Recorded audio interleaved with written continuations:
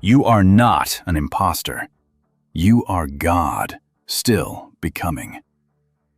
That feeling in your chest right now, the shake, the heat, the voice saying they will find you out, is not a warning. It is a doorbell. The one ringing it is the bigger version of you. Tonight at 9 p.m., you have one night to open the door. Walk through before sunrise, and your own brain will start to call you by a new name. A boxer screamed a new name into the air in 1964 and became that name in 2 days. A real spy did it inside enemy land in 1961. Harvard scientists watched it happen in the snow. But one quiet thing inside your own chest, something you do 20,000 times a day, can break the whole trick in 1 second. Almost no one knows what it is. Stay to the end. The imposter feeling is not the small you talking. It is the big you knocking.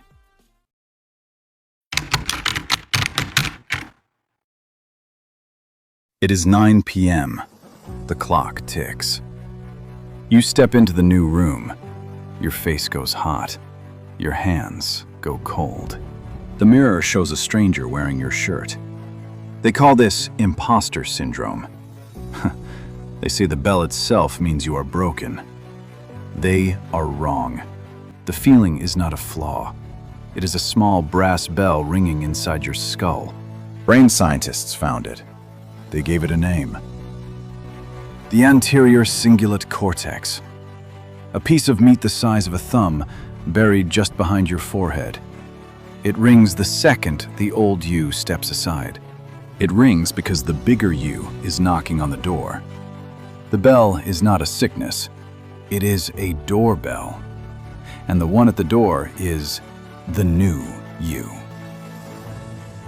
If you feel calm right now, the bell is asleep. If the bell is asleep, you are not moving. You are sitting in the same old oak chair. The chair has your shape worn into it. That is not safety. That is the sound of a clock ticking quieter and quieter inside the chair. February 25th, 1964. Miami Beach Convention Hall. A 22-year-old fighter named Cassius Clay was about to step into the ring with Sonny Liston, the most feared man on Earth. Almost everyone said Liston would kill him. 7 out of every 8 people. Almost every newspaper said the same. For weeks before the fight, Clay had walked into every press room shouting one line. "I am the greatest. I am the greatest. I am the greatest." He said it before he was. Then came fight night. Inside the locker room, minutes before the walk to the ring, Clay's hands shook. His face went hot. The small brass bell inside his skull rang loud enough to be louder than the roar of the crowd outside. The old name, Cassius, wanted to sit down on the bench and stay there. That was the bell. Right then, right before the walkout. Round 7, Liston could not stand up. Clay was the new heavyweight champion of the world. 2 days later, Cassius Clay was gone. The man walking out of the locker room had a new name, Muhammad Ali. The bell had rung loudest right before the new name walked in. The bell is not your enemy. The bell is the alarm before you reach for the key. Take a deep breath and walk past it. The shaking hand just means the new you is on the way. The shake is not a stop sign. It is the green light for the new you. You are not the bell. You are the hand on the key. You are not small. You are the one who built this room. But one piece is missing. The bell is not the only lock on the door. The clock says 11 p.m. is almost here.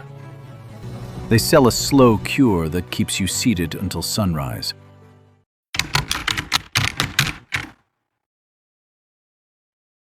It is 11 p.m. The clock ticks. Chapter 1 showed the bell. Now look at what they hand you instead of the key. The internet sells you slow cures, soft voices, sweet words. Heal the inner child. Buy the leather journal.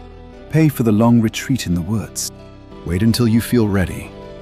Wait for the day you feel good enough. That day does not come in the mail. In 1985, Jim Carrey was broke. He had $10 and a bad coat.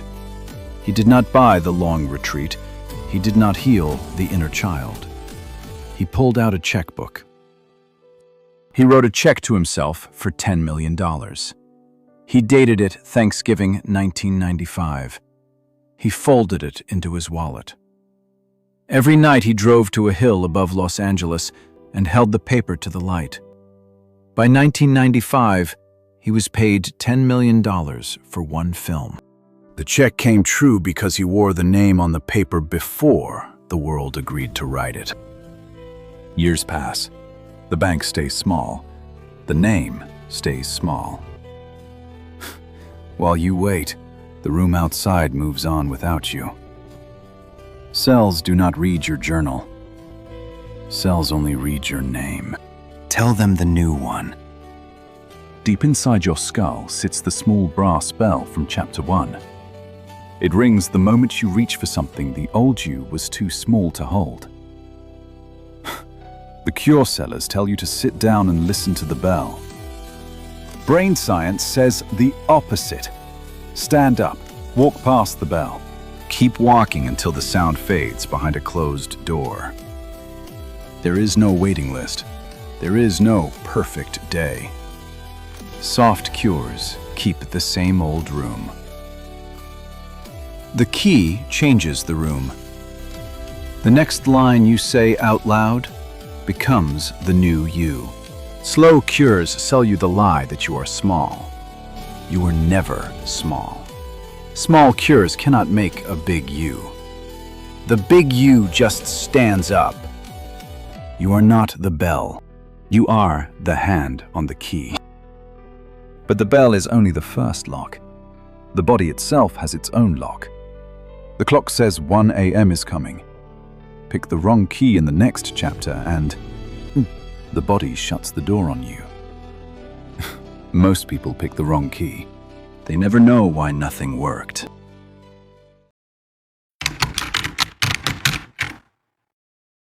It is 1 a.m. The clock ticks. The room is deep dark now. Chapter 2 said the key changes the room. Chapter 3 asks one question. What is the key made of? The cure sellers tell you to wait for real confidence. The lab tells a different story. In 2001, a small team of doctors at the University of British Columbia ran a quiet study no one expected to work. The patients had a sickness called Parkinson's disease. Their hands shook. Their muscles got stiff. Their brains were missing a tiny chemical called dopamine, the little brain juice that lets a body move. The patients stayed on their normal medicine. The team added one thing: a glass syringe with salt water. Plain water, nothing more. They held it up to the light. They told the patients it was a powerful new drug, fresh from the lab.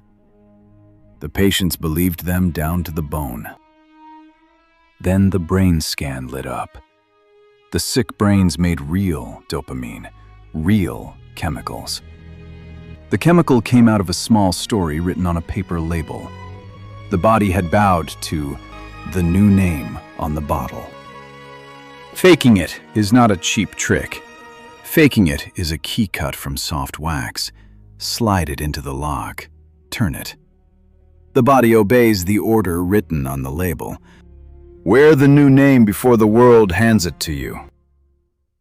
The patients kept their real medicine the whole time. Never drop a real drug for a story. The body does not check if the story is true. It checks the label. The body bows to whoever made the label. You made the label. You are not the bell. You are the hand on the key. You were never small. You only forgot. One piece still missing. The wax key turns the lock once. Press too hard, and it snaps in your hand. The clock says 3 a.m. is coming. One real man lived this rule in the deep dark of the night. One small slip, and the story on him was over forever. Do this in 5 minutes. Open your phone. Find your contact card. Erase the old name. Type the title that scares you. C-E-O. Master, the best. Stare at the black letters on the glass screen. Let your eyes get used to them. Make the name real.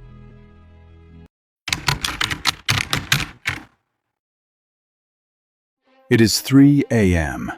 The clock ticks. The world outside is asleep. Chapter 3 cut the wax key in a quiet lab. Chapter 4 hands the same key to a real man with a cold cell waiting for him. The year is 1961. A man crosses the border into Syria. His real name is Eli Cohen, a spy from Israel carrying a leather briefcase and a head full of fake history. No backup nearby, no second try.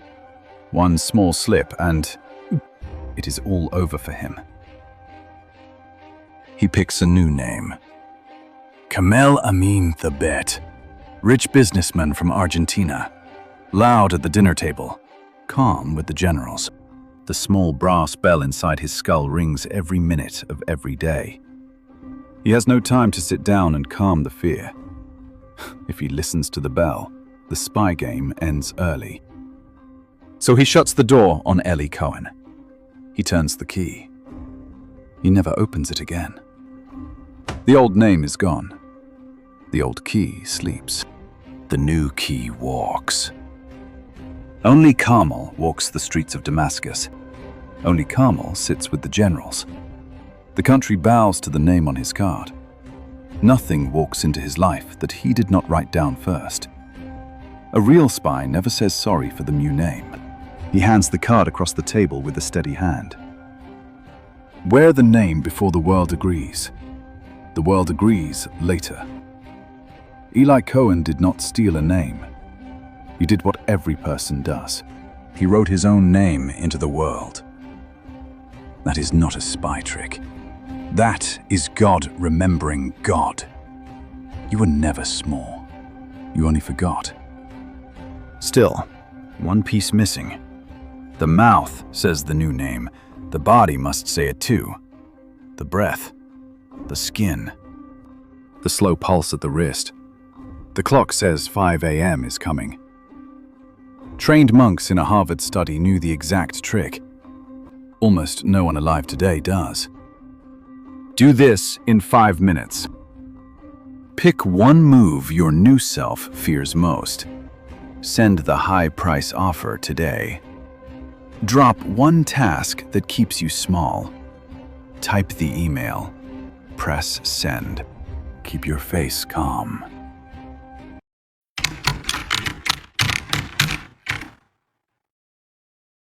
It is 5 a.m. The clock ticks.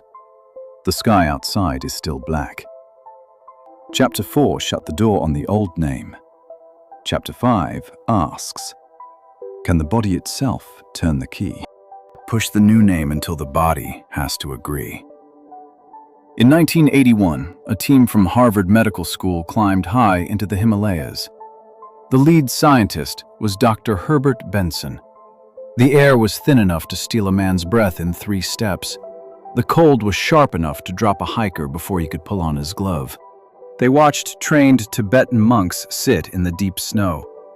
The monks wore no shirts. Helpers wrapped them in sheets soaked in ice water. The wet sheets sat against bare skin. Inside 10 minutes, an untrained body would shake and freeze. These were trained monks. They'd picked a new name for their own body. Warm, calm, bigger than the cold. Then they let the body obey. Doctors sat close by, blankets ready, watching every breath. The first wet sheet touched bare skin. The cold went straight through to the bone. The old body's instinct was loud. Shake, gasp, clench, run. The small brass bell from Chapter 1 rang inside each monk's skull. Shake now. Run now. The monks did not move. The body listened to the name. Not to the bell. That was the moment, right when the first sheet hit the shoulder. Then the scans came back. Heart rates climbed in a steady line. Skin temperature rose. Thick steam rolled off the wet sheets. The snow under them turned to dark water. The mind had reached down into the body and turned the key. The body had obeyed. The fear of being a fake is just a cold, wet sheet on your shoulders. The new name, held long enough, is a small, warm fire at the center of the chest. The sheet dries. The shoulders relax. The key sits inside your own skull. The cold around you does not get to decide who you are. The monks did not beat the cold. The monks remembered the name. There is no outside. There is no then. The snow is you. The fire is you. The hand on the key is you. You were never small. You only forgot. But one final piece is missing. Even the warm fire has an enemy. A quiet one. It hides inside your own breathing. The sky outside is turning soft blue. Sunrise is 1 hour away. Do this in 5 minutes. Find a dark corner. Turn off the bright screen. Sit in real silence. Close your eyes. Carry the weight of the new name across your shoulders. Hold the thought until your back goes warm under the shirt.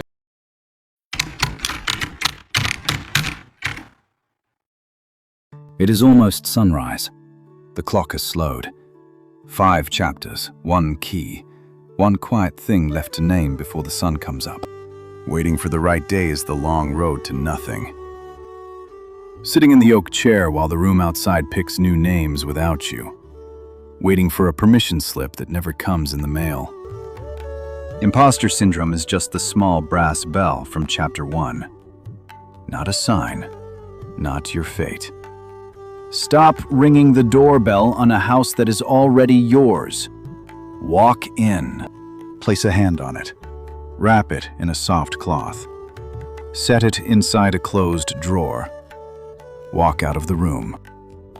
Faking it is not a cheap trick. Faking it is the only real key on the keyring.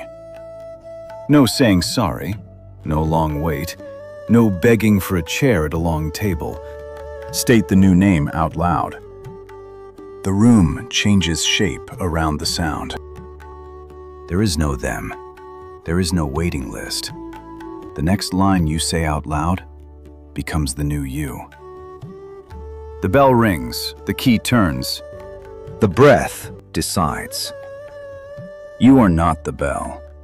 You are the hand on the key.